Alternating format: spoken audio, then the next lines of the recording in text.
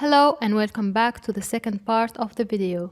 In this part we will show you how to import LCIA methods and how to calculate the environmental impact emanating from our process.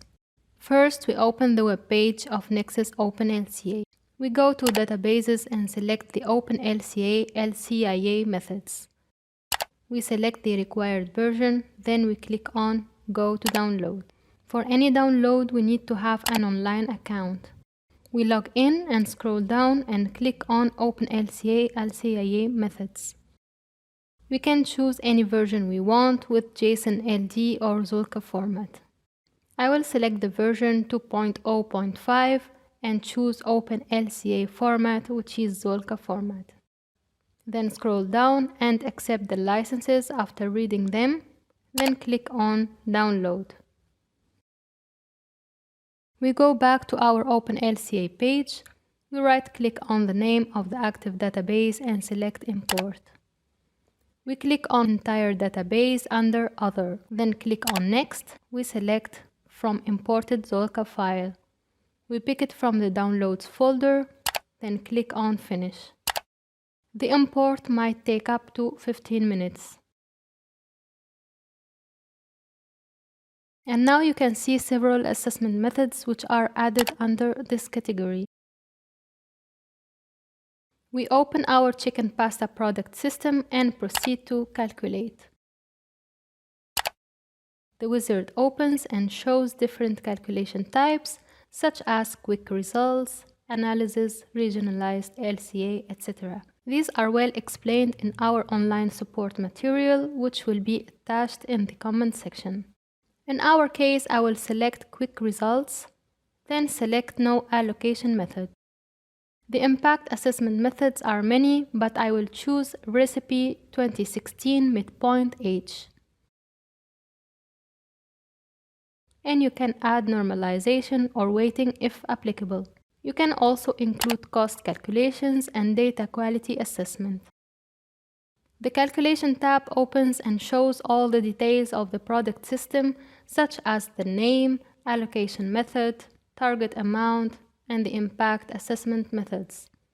It shows also the possibility to export the results using Excel or save it as a lifecycle inventory result. In the second section, we can discover what are the top 5 processes with the highest direct contributions to the selected impact assessment category.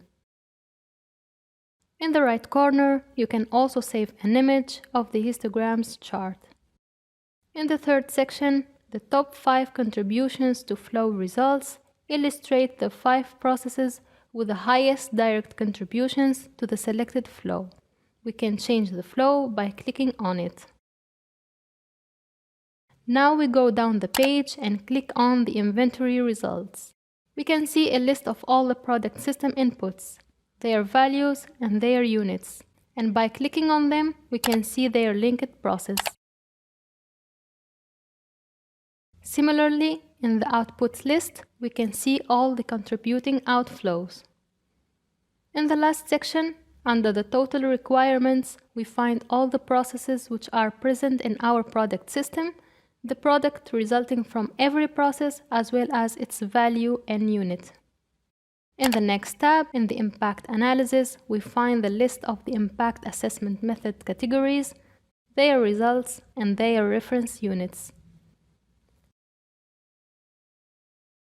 By clicking on any category, we can see the processes and the flows which contributed to that specific environmental impact category, as well as its share of value. Now we move to the Location tab. On top of the page, we can see the list of flows or the list of the impact categories. By selecting a specific entry, we can estimate where the entry is located, how much it contributes within that area, and what are the responsible processes for that impact category in the same area.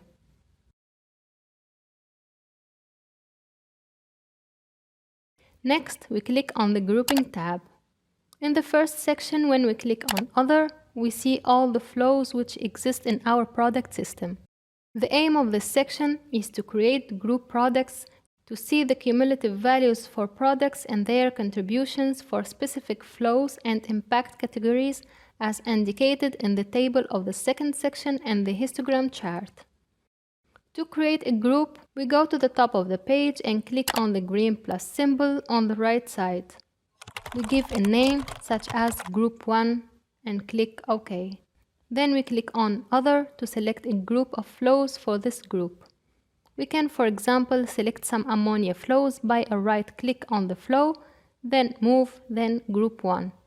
You can notice that the value of the Group 1 in the results part is changing as we are adding new flows, and the histogram chart is displaying the results in comparison with the other group value. And by changing the impact category, you can see how the Group 1 contribution to the impact categories change.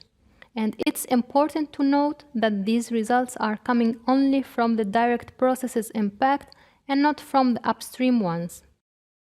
And finally, by clicking on the tab of the LCIA checks, we can find the list of all the flows of our product system which were not captured by the lifecycle impact assessment methods which we chose.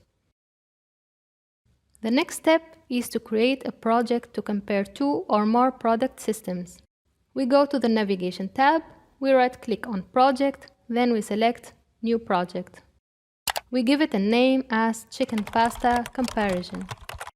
And we can add a description, for example, a comparison of two chicken pasta dishes. Then click on Finish.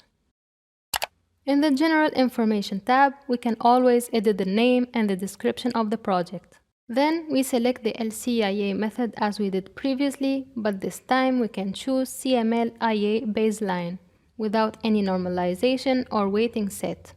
And we can keep only few selected impact categories for assessment.